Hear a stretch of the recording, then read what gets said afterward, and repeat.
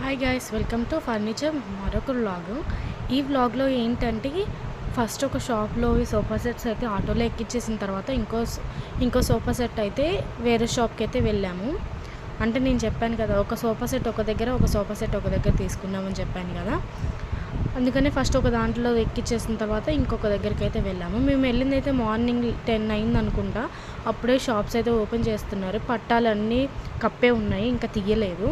ఇంకా మేము పట్టాలు మొత్తం పూర్తిగా తీసిన షాప్లోకి అయితే వెళ్ళాము.